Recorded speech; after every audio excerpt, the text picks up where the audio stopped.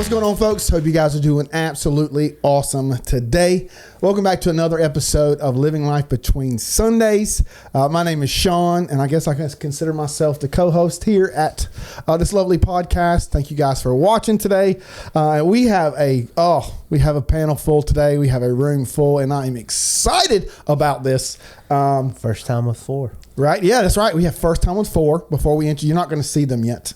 Just letting you know. But anyhow, what is living life between Sundays? I'm going to tell you right now. Oh, hold on. Let's go back. Everybody in this room thinks we're family. So there may be 2 parts to this and a lot of conversation. You know, we don't know where this is going to go, but just a fair warning, this might be a little lengthy than normal. But anyhow, what is living life between Sundays? Just a reminder that your Christian walk with Christ isn't just a day. It isn't just an event, but it is what happens every single day. It's living your life from Sunday to Sunday, and everything that happens in between. So let's get to our panel today. I'm stoked, man. Well, first, right here to my left, to your right, is my wonderful cousin, but she's family, but then she's also a friend. She's my traveling buddy. This is Ashley. Hi. How are you? I'm good. How are you? Absolutely fantastic. Ashley is also I'm sorry if I'm not going to get all these right. She is a registered nurse, correct? Yes. Okay, and there's some other letters in there that I don't really know all the letters, but she is the director of... Yes. Critical care and hemodialysis services. Whew, that's a lot. Oh, so she is awesome. She's wonderful. She's also our camp nurse. And also she is a dean, a part of our DM board. Dean nurse. Dean nurse. Dean nurse. And you probably can hear the voice already. And this is one reason why I'm excited about today, because this is our wonderful and amazing Pastor Benji Wham. What's up, bro? Man, it's good to be here. So it wasn't too long ago we did the Father's Day podcast, and I was sitting in this chair, and I thought, well, it'll be a while before I'm back in this one. Well, nope. Here I am. And we're going to get into why I'm stoked to have him here today.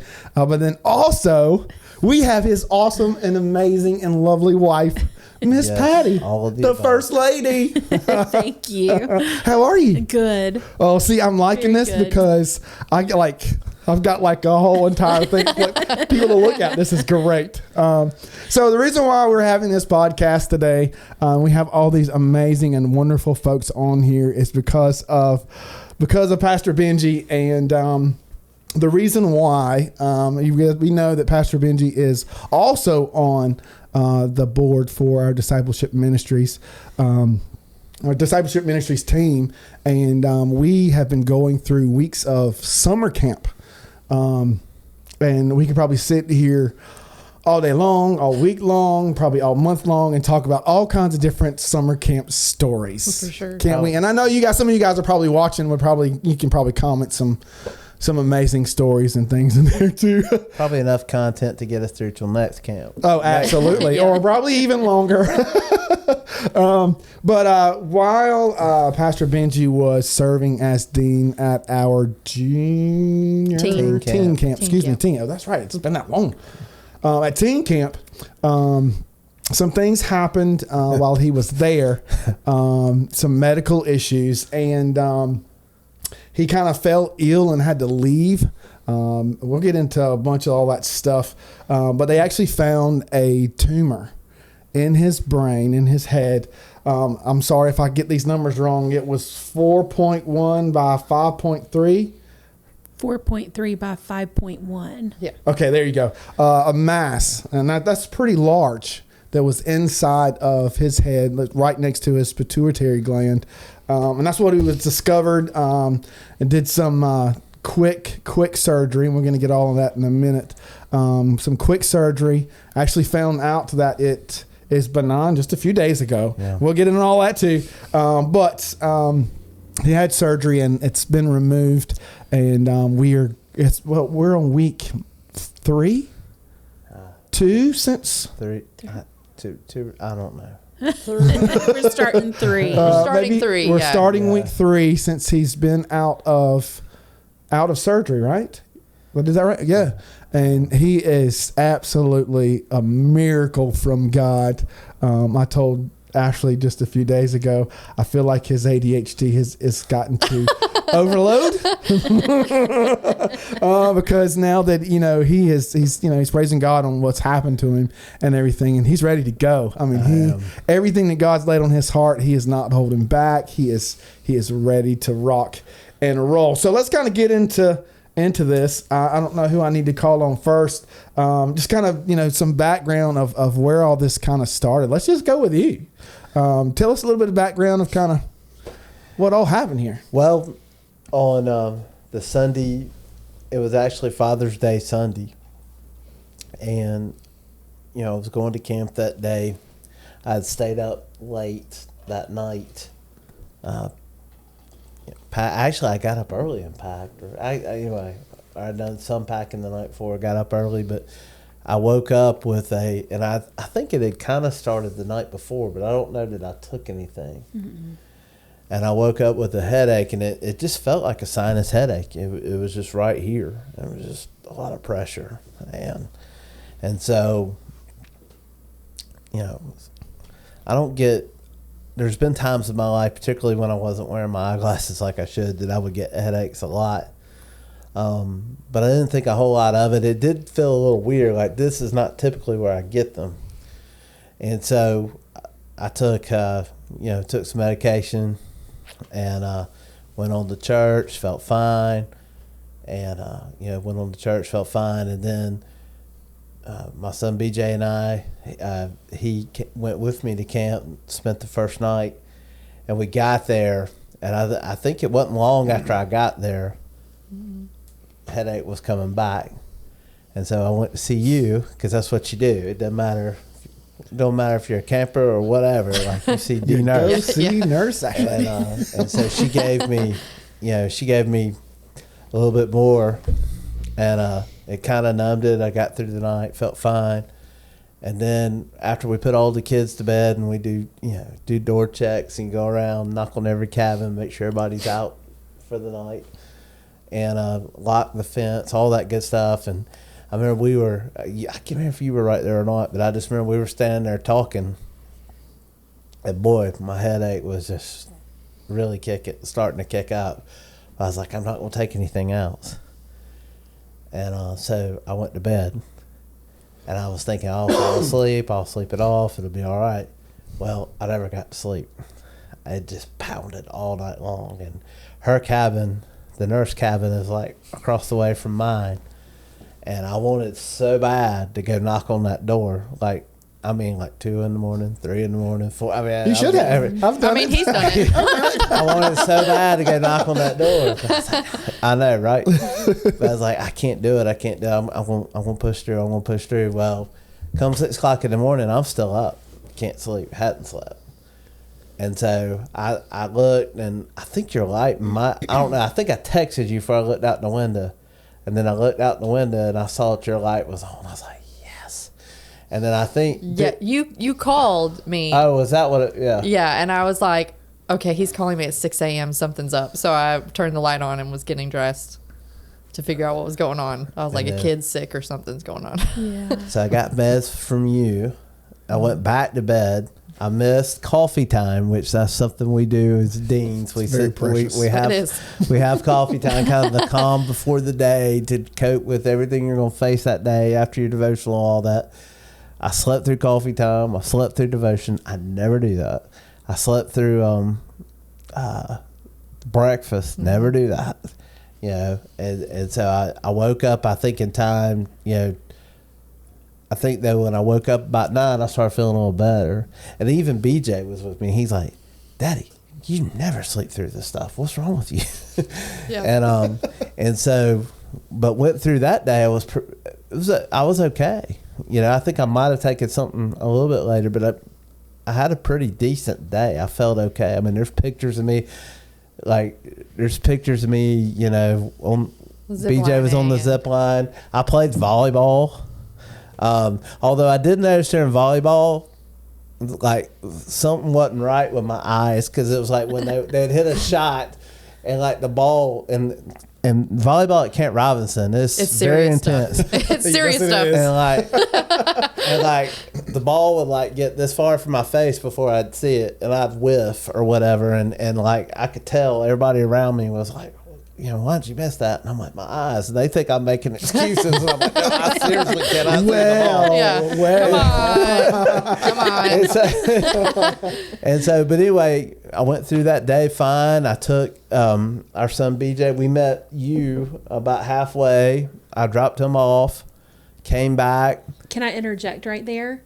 So when we met up for me to pick up BJ, he's telling me all of this. Like, I've had a headache. I miss this. And I'm thinking, you typically don't have headaches that intense, and you don't sleep through stuff. Like, he's not a napper. Like, that's not in his DNA. So I'm like, something's up. Like, that's just something wasn't sitting right. Mm-hmm. Okay, go ahead. And so, got through that day. We had service that night.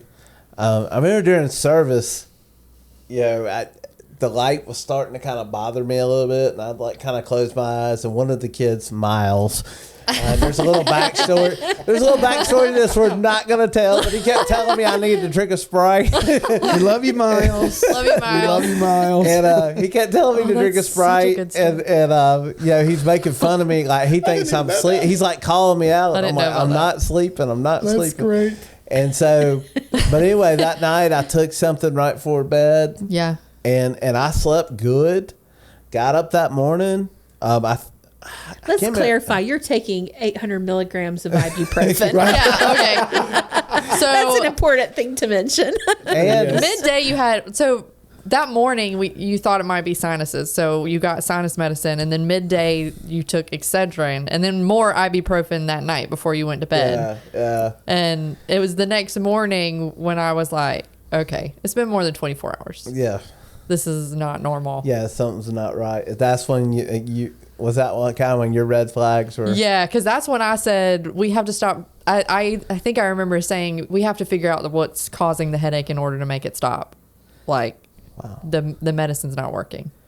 Yeah, and I remember that Tuesday. It was like, again, I slept okay, got up, felt all right, took something, and then.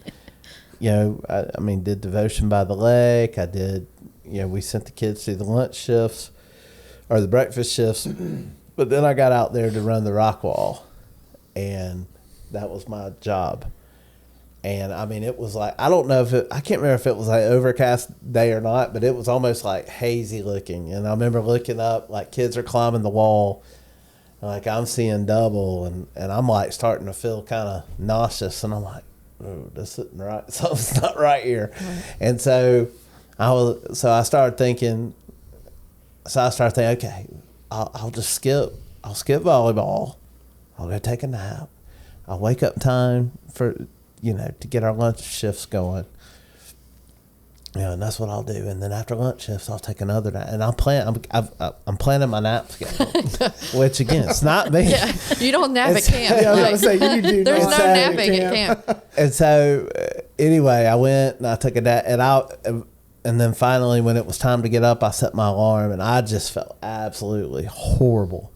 And that's when, and I think you had started telling me, I think you need to go to the doctor. I think, and that's when I finally waved the white flag, and I was like, I'm going to go.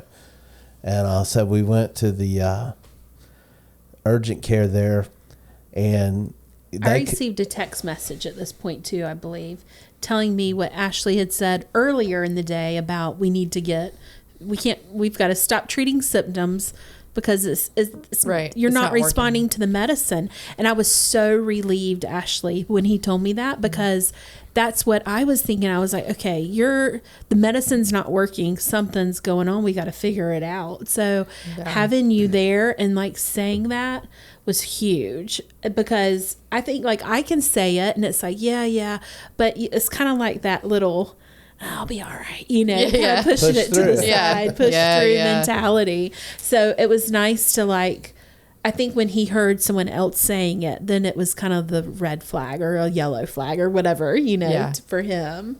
Yeah. To heed. Yeah. No, it really was. And I was really, very thankful for that because I think I I was kind of holding back on some things, because I'm trying to work through it and process it all. But yeah, I was so thankful that you were kind of urging me, and so I remember going to urgent care, had to be driven there, wouldn't dare drive, couldn't drive, and by Pastor Allen, who's our DM director. Hey, Pastor Allen. And so we get there, they see me right away, and they ended up treating me for sinus. But of course, come to find out, part of what was going on is the mass was pushing on the sinus cavity. And then, but even that nurse said kind of what you said, or that doctor said kind of what you said, like, you don't have blurred vision with a sinus effect. Like, I'm really wondering if I need to send you to the ER. But then she just said, you know what, let's treat this. And then if you're not, next day, whatever, if you're not feeling better, you need to go to the ER. So I went back.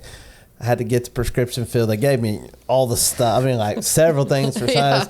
Get back to camp. I just drop it on your desk. And like, okay, what's the plan? Figure it out. and that day was awful. Like, because I think I took something. I went back to sleep for several hours. Yeah. I remember, like, you were like calling and texting me, and I literally did not have the energy to text you, to call you. Of course, at Camp Robinson, to make a call on your cell phone, you have to walk to like the basketball court, which was a couple hundred yards away from my cabin, and I wasn't feeling it. Stand on a ladder.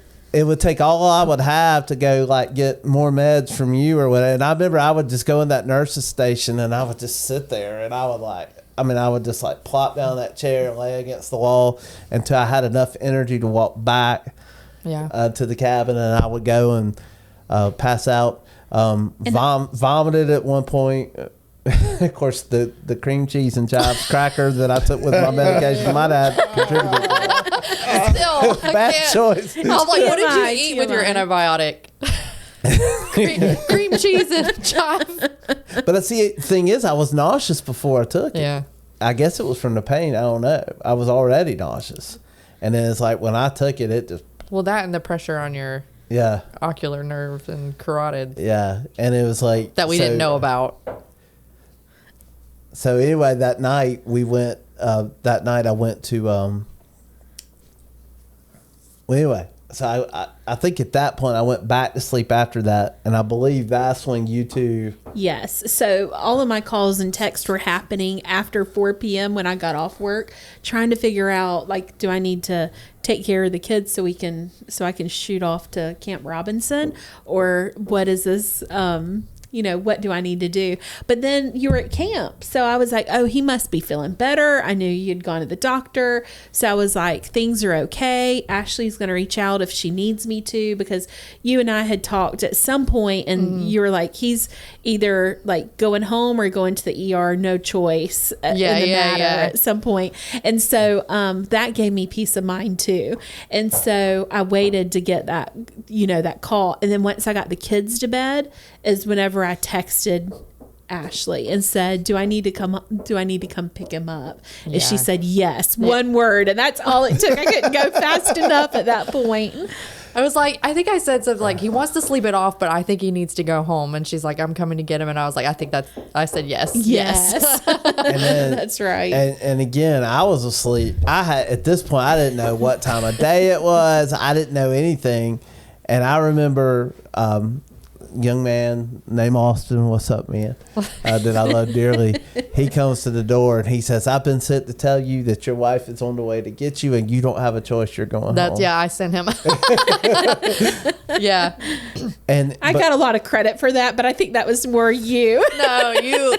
And I was like, yes, because I knew that's what he needed. But I honestly, like, really earlier that day, I really thought like I need to go home, because I'm a burden. Like, they've got enough going on. They don't need to be worried about me. I'm like, I could be, I'd much rather be miserable in my own bed, in my own house, than in this little cabin and all this and that. And but again, I just didn't feel like driving home, and I didn't want to. But I knew if I said something like that, somebody'd want to drive me home, and I didn't want to do that to anybody. So it all worked out. I'm glad. And what was funny though was then that night, that Tuesday night when you got there about 11 something. Yeah. And I actually was feeling a little bit better and had enough to go in there and say goodbye to everybody. And Bishop Morris was there. And I remember though that night, and I don't think I said anything about this till like later, like a day or two later. But I remember that night we have these screens, television screens in there like this, and it has the Kent Robinson logo, and I'm looking at it, and all I could read was Cam Robinson. I was like, ooh, that's not good. And so then I start like trying to do like this to find the letters, adjust my eyes, and it was like I could find them, but then other letters would disappear. And it was I was like, yeah, something's up. And then that night, when we were riding back. That's scary. Yeah. And then that night when we were driving back, because it's at this point it's late, Yeah. and we're in our minivan, and the lights on the dashboards, which typically they're not blinding, it was so bright, it was bothering me so bad I had to go back with something over my head because the light was just too much. Yeah. And I think that because I still had it in my head, like, I'm going to try to power through this. I'm going to be all right. But I think on the way back when that was happening, I'm like, this is not good. And I was thinking about what my eyesight and all that, so. And yeah. that was also when we agreed that if he woke up with headache or any sort of symptoms, we were going straight to the emergency room. Yeah. And I was glad we had that. We're already in agreement with that. That was a big relief. Yeah. Yeah. Yeah. So. That's a lot. I know. That's too long. And that's just the beginning. It's just Wednesday morning Yeah, now. that's just the beginning. So Wednesday morning, you guys actually went to the ER. Was it Wednesday morning? Yeah. You went to the ER, and that's when you got the information that. Yeah, that's exactly what it was. So tell me, kind of like in the ER, when you got that diagnosis, like you got a tumor, you've got a mass in your brain in the middle of your head. Yeah. And they told you the size that it was, and they said that's large. And when you get that kind of that's a big, huge chunk of news, all at once about you. So and maybe we can go through around the room, but let's start, what was going through your head? What was going through your mind at that moment? I think it was just, obviously, I don't know. I was okay. Because I think it was kind of part of me is okay, I'm not crazy. Well, no, I'm kidding. I'm sorry. Go ahead. There was that part, but then of course, there's the unknown. See, I felt that relief too of the diagnosis, after so much pain. Actually knowing what's causing it. Yeah. Because honestly, that was very short-lived relief. Because really, they were wonderful. But they went, they test you for all this different stuff, COVID and strep and flu, and then the CT scan was the last thing. So honestly, I'm thinking, they're just gonna cross everything off, give me a little something for the pain, and send me home. Yeah. And so when we got that, I was just like, whoa, and they're like, and then I think. That was scary, but I think when I really realized how real it was when she was like, "Yeah, I'm trying to get a hold of MUFC neurosurgery, and I want to get you down there today, if they'll take you." And I think that's when I was just like, "Oh my goodness, man!" And she told us then too that things were going to be progressing and moving very quickly. Yeah. And so that was kind of like a buckle up, Buttercup moment. Here we go, yeah. And I think for us, it was just we just kind of we held each other, we cried, because you know, at that moment, you don't know what's benign. You don't know don't know anything. You don't know they're going to be able to take it through your nose. Think it out. They're going to cut me open or whatever. And you're wondering about everything. And it was just a very surreal moment. And but it was like we comforted each other. And I think though for us, with our son being born early, 3 months early, my dad, just we go down the list of everything we've been through. It's kind of like, it's not that I'm saying, I'm not trying to come off arrogant, but it's just like, okay, we know what to do. We put it in the Lord's hands, and we just start taking it one step at a time, and whatever we face or whatever's put in front of us, that's what we're going to do. So I think that sounds very simple and easy.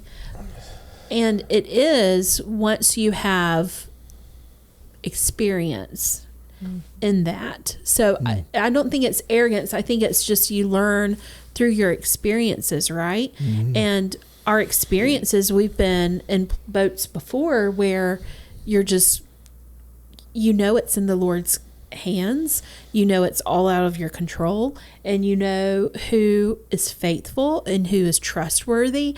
And I'm talking not about people, but about the Lord, right? So like, he's proven himself faithful and just, and he's just proven himself time and time again to us. And so why worry? Like, I understand, like, this could be life-changing, and yes, it is, but we don't know anything yet. So it was kind of like, let's not put the cart before the horse just yet. Let's pump the brakes and take it one step at a time. And that was kind of my mentality leading in, leading us up into MUSC Wednesday evening and even into Thursday. So I was going to ask, but you really kind of touched on it, like us being, people of faith, getting news like that, what's your mentality? What's your approach to your faith with Christ? And I'll just dive into this real quick, and then we're going to ask Ashley.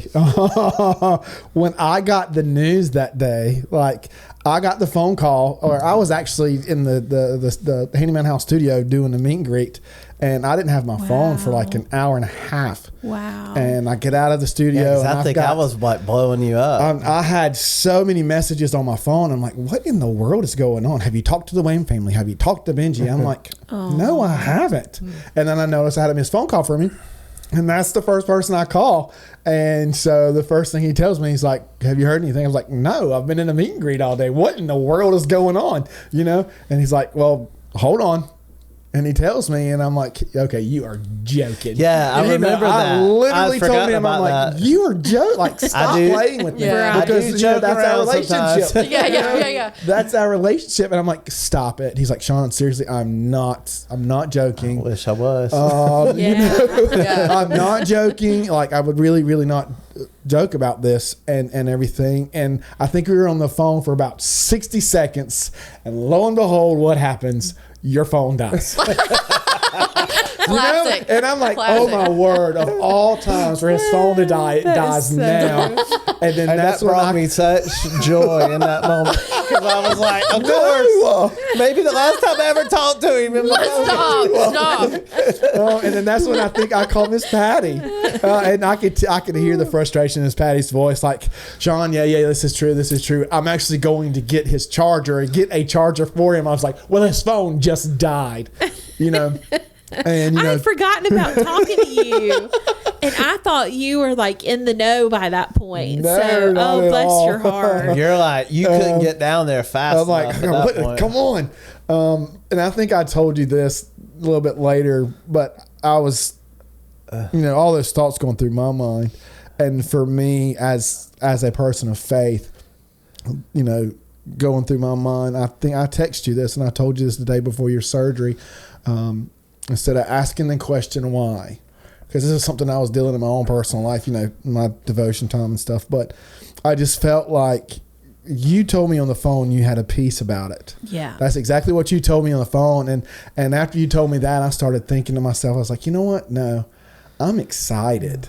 Yeah. Wow. I was like, I text that to you. I was like, I'm excited not that you've got, a tumor in your head so by any means. excited. No, that sounds weird, but I was like, I'm excited, to see God work. Yeah. I'm excited to see what's going to come of this. Yeah. And so that, for me, that was like the shift of my mindset. At first, the unknown and all that stuff, getting cut off of a dropped phone call, all that was there. But like for a person of faith, knowing, having the peace, God's got this. Yes. And that peace, we started feeling that. I felt it at home Tuesday when I couldn't get in touch with Benji. It was like, okay, you know what? He's fine.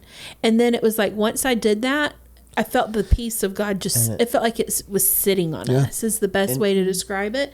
And I feel like it just carried us through. And literally every step of the way, it was like, going through that with you at camp, like having you there. And then like going, the lady at the triage apparently at the hospital had a lot of migraines. So it's like, it's like she had to hook up. She knew exactly how to handle me in that moment. And then the ER nurse, we both said if anybody had a halo, she had she was a gift from God. The nurse practitioner, you mean? Yeah, the nurse. Yes. Yeah, and then the the ambulance. The ambulance drive, and some of these we'll get into later.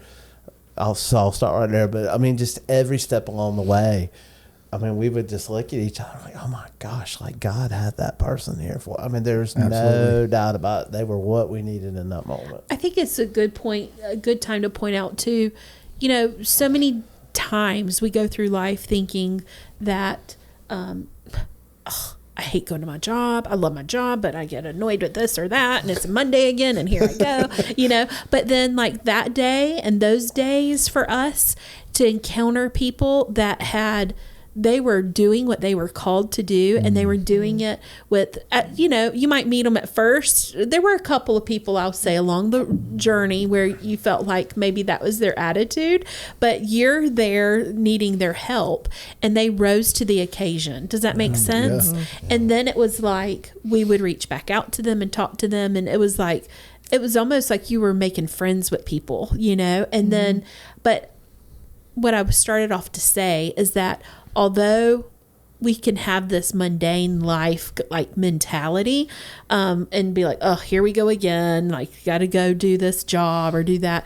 We encountered people every step of the way where they were like the bright light. So I feel like that speaks to every Christian, like that light, the life that Jesus gives us and lives, like his Holy Spirit in you is at work, even in the mundane times. The things that you think is not important those times are important, maybe to the person you're talking to, And so I think encountering people that already caught that and knew that and came to their job like ready to serve, it was it didn't allow us to feel burdened or worried, So that's the other side of the coin. For real. Really strengthened us, strengthened our faith. Really. And you had confidence knowing we're at the right place. That is God at work. That's not just somebody like happens to be here, Absolutely. Yeah. And talking about people being there at the right time and the right place and doing their job. That's right. I'm telling you, if I feel as if there was another nurse at camp, not that any other nurse at camp, isn't great, but I feel like literally if Ashley was not there, the journey probably could have been totally different. So talking about Ashley, I really want to know, I don't know about them, but I want to know like what literally was going through your brain the whole entire time. And now that what that moment that they gave you a phone call and said, hey, this is what it is. And I think it's important to understand too, like Ashley's lives like right around the corner from us, so she's almost like our personal physician. She's all of our personal physicians. I've probably like hit her up for a case of gas before. I'm like, what's going on here? So she knows me pretty good. And so it was a comfort. But anyway, go ahead. I think so.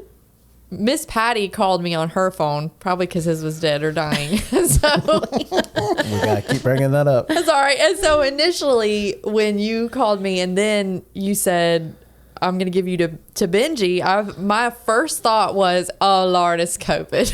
Like, I'm just going to be honest. That was my first thought. I was like, "Oh Lord, because I think I even mentioned that I asked you if urgent care tested you for COVID, and they didn't." So my initial thought was, I'm gonna have to tell all these kids that they've been exposed to the Rona. But then I kind of had the initial reaction that you did, because he was like, he just went with, it's a tumor 4 by 5 centimeters, and like you said, we know each other well enough that at first I was like, what? And he goes, and he got that tone that when he's being serious, and I said, oh, this is not a joke. This is actually, he has a tumor. That's what this is. And it was during the afternoon session that you called at camp. And so I grabbed Vernie and Tanya to pray, and we were all very emotional, I think, at first. And then, I really didn't know what to do.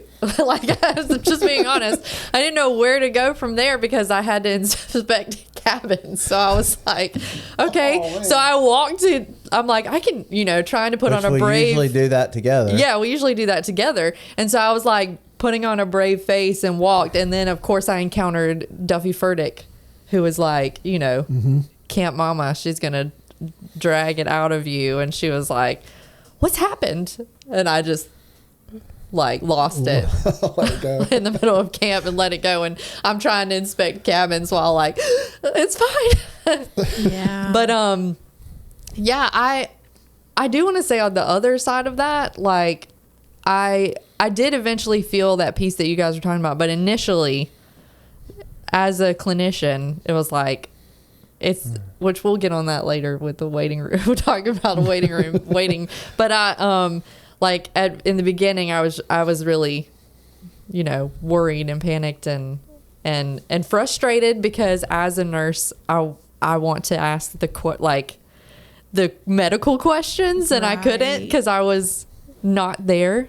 Yeah. And I do remember you saying to tell G Rice, which is my mom. And I was like, are you sure? Because she's going to show up And she did. immediately. She did. And she did. She rode with me to buy the phone charger. That's right. I walked out and there she was. I was like, oh, G Rice. With a little backstory, Kathy, she was my right hand in youth ministry for about 5 years. We called her my personal assistant. Every single day, showed up at the church. What do you need? And so I think for both of us, that was a real comfort. It was like, Sure was. here we are in this time of need, and Kathy's right. It just felt good. Right. Yeah. Yeah. Mm-hmm. And I will say initially, I think I didn't have that peace at first, because I told you this, I felt a lot of guilt at the beginning. And that's just something that I think comes with the medical field, is I missed something, I should have done something sooner. I should have, known something was going on earlier. I don't know. That was my initial. You were right on time, because he would not have done anything any sooner, because he's so analytical and nope, this can wait, and I'm going to push on through, and I'm going to, be a man of my word, and I'm going to follow through on my obligations and responsibilities. And I was determined. Yeah. So that was just perfect all the way around. But yeah. Sweet. So now we've gotten up to the point to know, well, everybody's gotten the news. Yeah, everyone knows. Everybody knows, and your phones are probably getting blown up like crazy. I would have. I don't know about y'all, but I probably would have gone nuts. I'd be like, just take my phone somewhere. I don't want to talk to anybody. I think by the next morning I had hit that point, but that was when it was of the utmost importance, and I had to be in communication with folks. And I get that too. And that was well.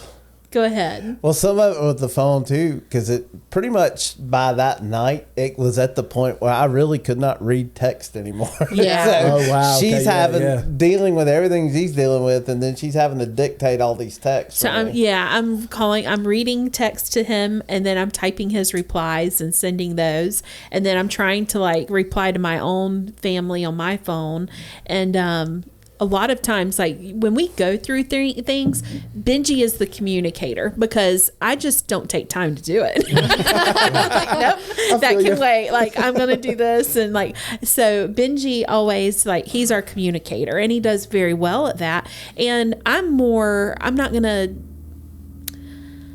I just say it and I leave it there, and then I leave it for you to sort out. And Benji's a little more detailed oriented in that regard because he wants to make sure he's not, inflating anyone's emotions needlessly. And I'm just like, I've got my own emotions I'm sorting through. So I just, cut my own trail and leave it to burn or whatever. And he's back there making sure everything's okay. So I was responding to his text messages, and that it was a relief to me that night. But the next day he couldn't do that. On Thursday was that right? Thursday was, so Thursday he was in so much pain. Like I couldn't even read him the text messages at that point. He was just like, whatever. So there were some people that were like 2 or 3 people in the family it might be a large family. But if I communicated with one of those family members, then I wouldn't communicate with the others, not to be rude, but just to allow me the space to be able to respond to everyone, but then also be present when someone was in the room or when, especially with doctors and nurses, and kind of process my own thoughts and feelings without any kind of interruption. Because there were, we had family in the room with us. And so there's always talking.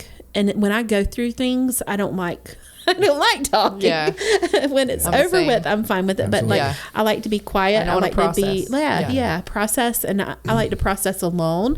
I'm not very good at processing in a group. Right. And so here I am having to communicate to like a mass of folks and then process in the middle of people, and that was just out of my comfort zone completely. So we got the news and all this great stuff. Now you've got to travel up to Charleston by ambulance. I will say this, knowing that ambulance travel, like, okay, it might not be that serious, because if it was a really, really that serious, they're probably going to bring a helicopter in and and I'm like, okay, well, that's good. It's just an ambulance. But you had to travel by ambulance. You got there. I don't know if you talked to the neurosurgeon and stuff when you got there that night, up until the next morning, and everything. What was that transition from this hospital ambulance ride to get there? You seeing all this tests and stuff, and knowing now that you're possibly going to have surgery. I think. Well, first of all, when I made the ambulance ride, it was what was very, very neat. There was a man, there were 2 guys that were part of the transport crew, but the one that sat in the back with me, like he figured out real quickly, he's like, "You're a Christian," because of kind of what I was saying. And I said, "Yeah." And I said, "I think you are too." So we just immediately, man, it was like all the way down there. We're like just encouraging each other. And it was just, it's like my faith is getting stronger all the way down there. And I'm just feeling built up. And I just felt very like, again, this was the guy. God put this guy in the path. And it wasn't even just for me. Like I felt like, despite everything going on, I was able to say some things that I felt like the Lord wanted him to hear.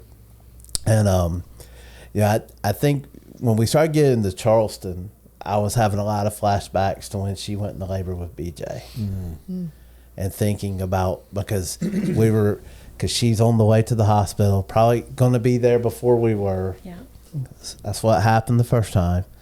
We had to wait for transport. Just so many here we go again moments. And he, got there. I think it was a little later, but still kind of that early evening time, or in the evening. So just, I remember like just, wasn't a lot of clouds in the sky that day, just a lot of similarities with the weather, all of that.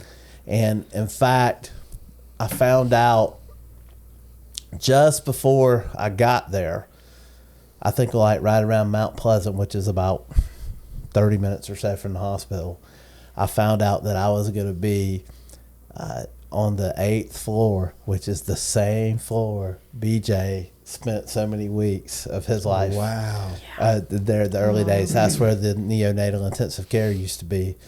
And so it was just, so really it's just like, oh my goodness. Like, our waiting room where I was waiting for him to arrive, I was sitting there, and when I looked down, I said, oh my goodness, this is the 8th floor. This is where all the doctors' pictures used to hang. And like after I had BJ, there was another, we made a family, I should say, some friends during our time in the NICU. Long story short, we went up there one day and were like looking at the pictures on the wall that had the names of the doctors, because when you're in trauma, you don't remember names, and you can remember faces, and sometimes you remember the name and not the face. So we had gone to that same location together, and we're looking at the different doctors and sharing like, well, this is the one that helped me and did this and that. And so it hit me in that moment. I'm like, oh my goodness, this is where I am. And those pictures are gone, and now all that's been moved to the children's hospital. And I had no idea like that he was having those same thoughts, like, and so that kind of confirmed to me. I have a terrible memory, but like, so I was kind of second guessing myself. But that was really wild. I remember you had told me so many times about what you were thinking and feeling when you got off the ambulance and what you saw, and you had even taken me to that spot, and you're like, I remember looking at this and I'm looking at that. So they're getting me off the ambulance, and it's like I'm just thinking about you and what that day was like with you and what we saw the Lord do, and I'm thinking about how we're going back to the 8th floor. And so then we're going down that sidewalk into the hospital, and it's like there's just this quiet. There's just this quietness about us as we're going in.